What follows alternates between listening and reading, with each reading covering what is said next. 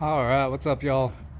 So, obviously, it's been a little while since I've been at the track last, but I decided to take the car out the other day for a drive just to, drive it on the street, have some fun with it, and just enjoy it a little bit.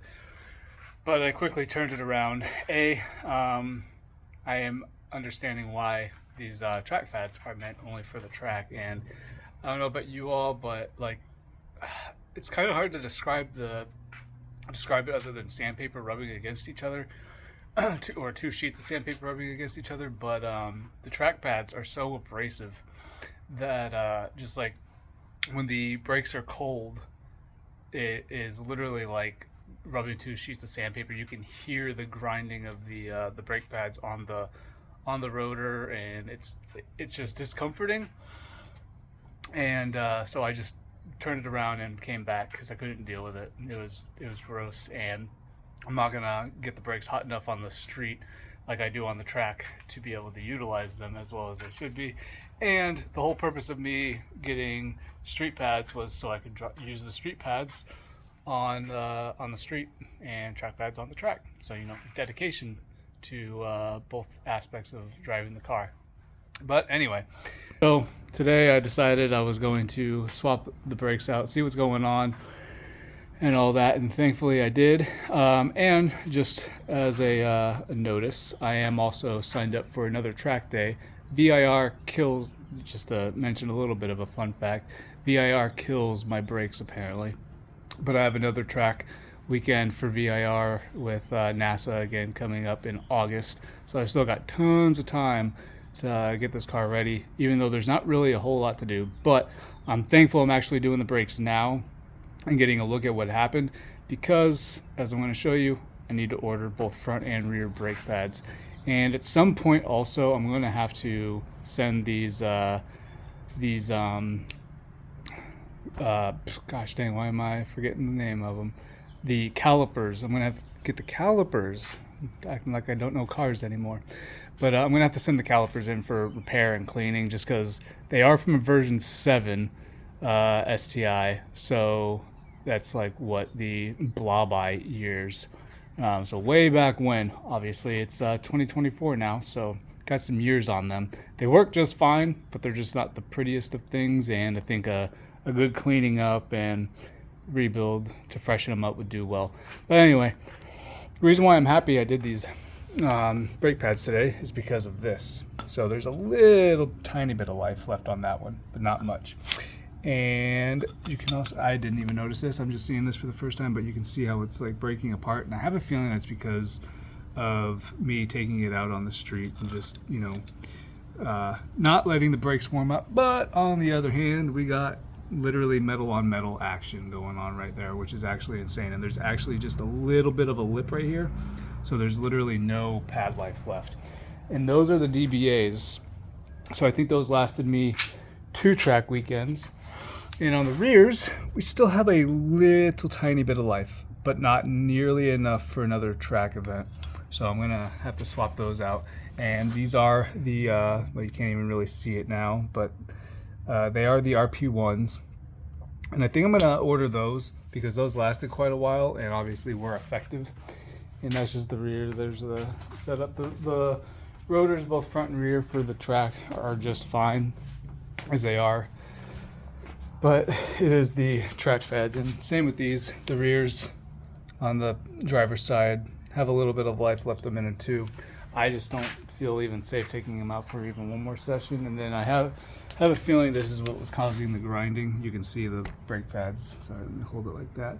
Brake pads are kind of, falling apart just because they are coming down to the bare base plate. So as you can see, brakes get pretty worn out and they get rough out on the track. So needed to swap those out, and those are by far, the brakes are by far the most used up part on this car. By far, there is no comparison.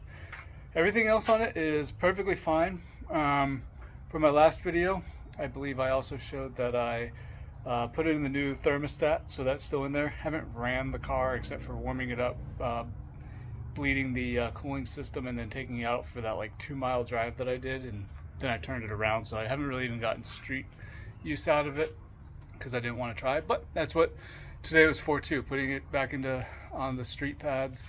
I also need to the wheels. I still have these tires back here, but thankfully I will show that really quick.